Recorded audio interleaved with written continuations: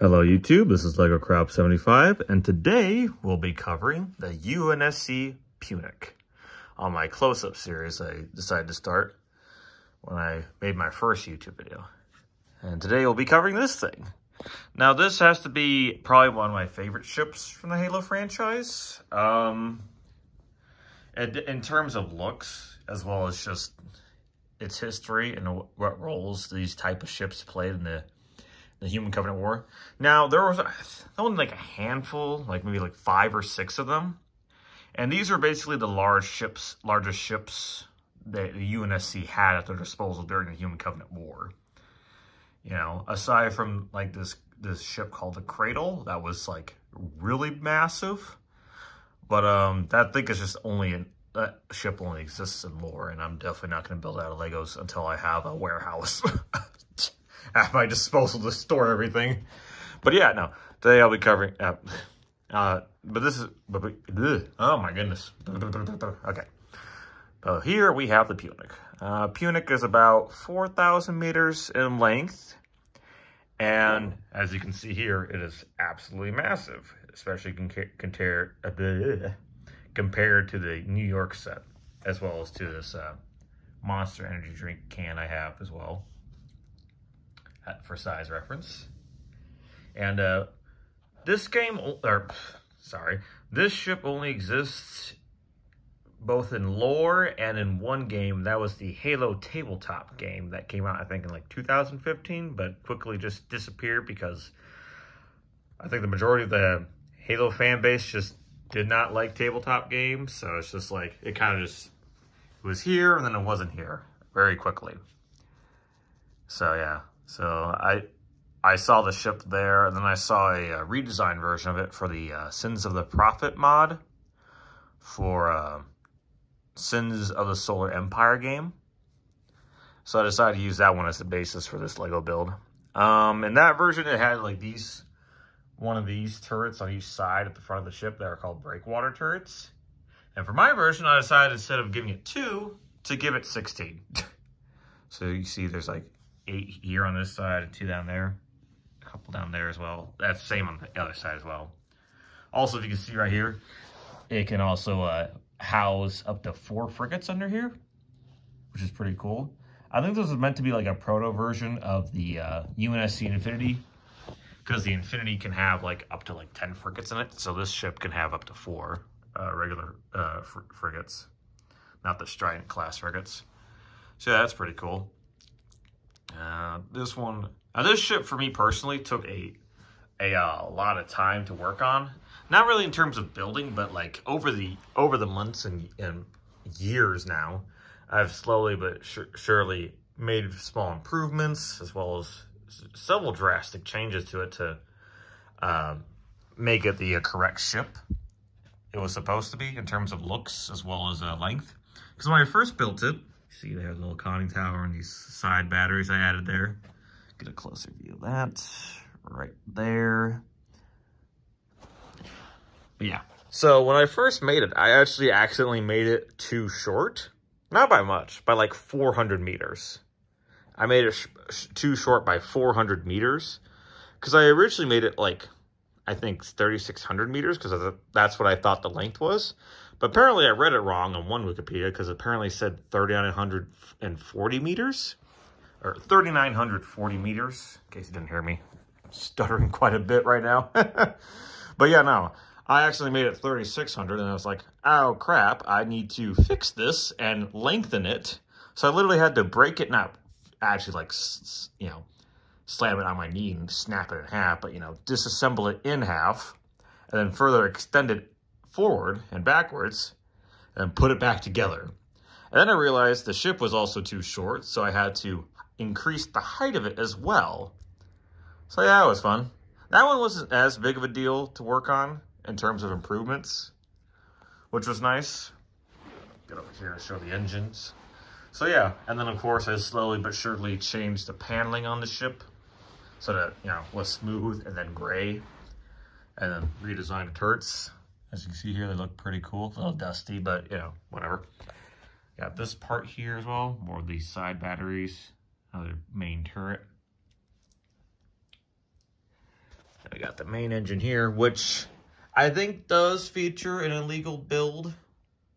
Not really, actually. It's there's 2 connection points in there that it's supposed to connect to, as you can see there. When I was rebuilding it, I didn't make those high enough or adjust them properly, so they kind of sink a little lower than they should be. But rest assured, it should be connected to those points. So not entirely illegal, just laziness, honestly.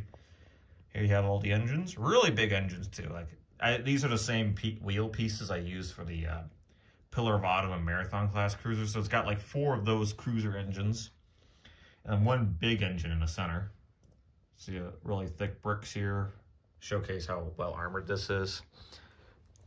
And yeah, got some nice top detailing here through plates and whatnot. Vented pieces. Those circle pieces there. All the way up here to this part to there. On the side here we got some like hanger bays because it's a carrier too. It's a super carrier. Or not actually a super carrier. The title of super carrier goes to the Infinity. This is just a heavy carrier. But also a part battleship because that just makes more sense for a ship this size. And yeah, it is big. See here, it's, you know, pretty long. I mean, there's the ATTE or AT-AT walker. You can see how big it is compared to that thing. And actually, they have the same amount of parts as well. That thing's like 6,700. This is 6,500, so about the same in terms of parts. So that's pretty neat, nifty, cool, I should say. And yeah, that's the real one I had built all this time. And now let me show you the digital one. Here's the digital one I have built. This one, like a lot of the other ships I have yet to get the instructions started yet. But that's okay. I'll get to it eventually. So yeah, not much was really changed. I just added more like tile pieces like here and whatnot to like, you know, make it a lot smoother looking. The only main thing I did add to the ship was, I got to figure out where it is. I actually don't know. I think it's here if I recall correctly. Yeah, I think it's this part. So I added these bits to the ship to make it so that it can have little handlebars on them. Let's see if I can. There we go. Yeah, that's one right there. So it pulls up from there. That way you can hold on to it. Yeah, that's the bit right there. Yeah. So I have these like center pylons, so that way when you pull up on these parts, it allows you to actually pick up the ship. I'll probably need to workshop that a little bit more. Also, you can see it's like very hollow in the ship, you know, which allows for it to have way less pieces than it really needs, which is fine with me.